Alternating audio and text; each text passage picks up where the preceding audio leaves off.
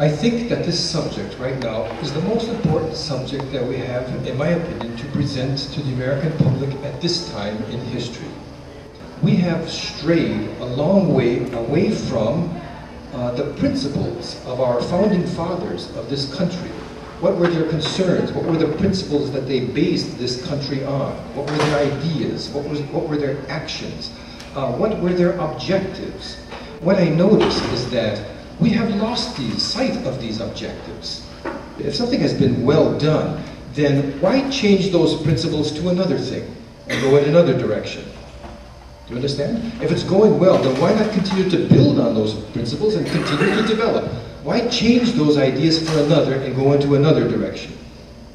Okay? Now, what is happening is that we don't have consciousness of the fact that we're doing this, that we're going away from the foundation of our civilization. Okay? We no longer even know what our founding fathers were doing. What were their principles? Okay?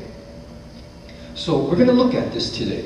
Dr. Keppe's work, he always goes after universals. He captures the universals of things. These are things that are already in the structure, the psyche of the human being. They are there. Okay? I remember one time I said to Dr. Keppe, do you think it's possible for the Americans to come back to their original heritage? And he answered me in a very interesting way. They built their civilization upon universal concepts, and every human being has these inside their psychic structure. As you'll notice, even though we'll be talking about the American founding fathers, remember that these principles are universal. These can be applied to any civilization, okay? Because they come from the human psyche. And so what we're going to see is we're going to see the main points of 4 of the principal founding fathers of the United States. What were their concerns? What did they implement into our country? Okay? Now, the idea is this, of course. If we know clearly what they are, then we can choose. Do we want to continue with what was successful? And we can see where we have deviated from that. The first one. It's necessary to reduce authority, that is accumulation of power, to a minimum, so as not to impede the liberty of others. Okay, look at the idea that they had, that you need to control powerful people. And this is something that they got from experience. They were dealing with the despot of England at that time, you know, the nobility, the powerful people of his time. And what they noticed from experience, they paid the price of this. They saw that power has to be limited. You can't allow somebody to have free reign over a people. If that happens, you're going to lose liberty. Okay? Second one, look at this. It's necessary to impede the excessively greedy from exploiting the gullibility of the masses. Is this something that happens today? You know, it looks like they're writing for now, something for this. You know, how the powerful people, they're always tricking us constantly. This is the thing. They want to trick the people, get the gullibility of the people. Why? You know, to impede our liberty. Number 3. This one is extremely important. They perceive something through experience, okay, and through intelligence. Look, it's necessary to prevent a dominating class of any type from perpetually remaining in power. Okay? At that time, it was the nobility. You know, you can't have a class of people in power here all the time. Why not? They become self-interested. They don't care about themselves. Self-interested, this man said they care only about themselves. They extract from the civilization just for themselves. You serve me. Okay? And in fact, it's our experience from studying psychopathology that many times a person who really wants power, is desperate to get into a position of power, he's already a very imbalanced person. And then when he gets there, he vents his pathology on the civilization. Okay, now you serve me.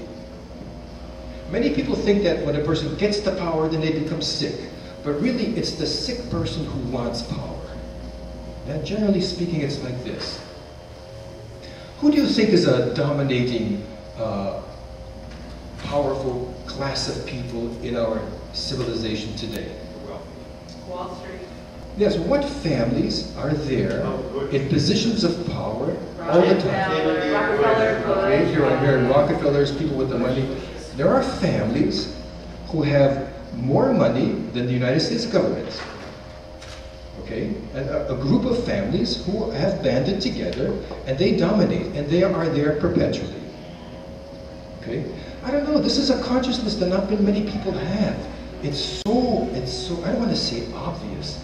Yeah, it is obvious because it's real, it exists. And why do we close our eyes to it? But you can see that today there's a class of people who are in power, economic power, all the time. And our founding fathers said, you cannot do that. If you want liberty, you can't do that. Okay? Number 4, the people are obliged to rebel against tyrannical laws and against tyrants.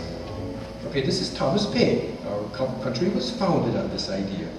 Now notice, the people, you don't have the right to rebel. If we have laws that are made not for us, but made for those who are in power, we have the right to rebel? No, we're obliged to rebel. You're obliged to. Otherwise, okay, you'll be enslaved. And one time John Kennedy was dining in the White House with a group of scholars in the intellectual community. And he said, never has there been so much intelligence in this room since Thomas Jefferson dined here alone.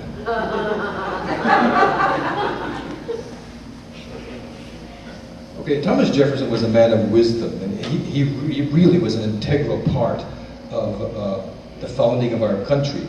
Let's see what his principles are. And remember, if we are deviating from these, then we are no longer linked with our heritage. We're trying to find out where are we going wrong, what are the problems. We know this, all men have a right to life, because under a despot, you don't necessarily have that right. You can be killed. Nothing you can do about it.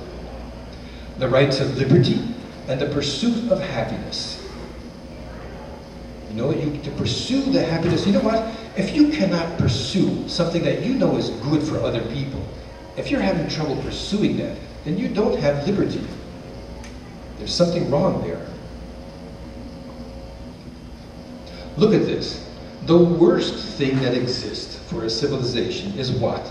The self-seeking egoism of monarchs, clergymen, and nobles.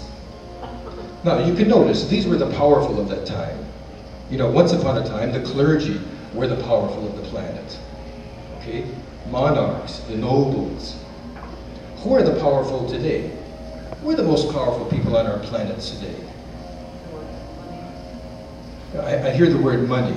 Okay? Industrialist bankers. Industrialist bankers. Military. Media owners. Military. Media owners. Yeah, we call them the economically powerful.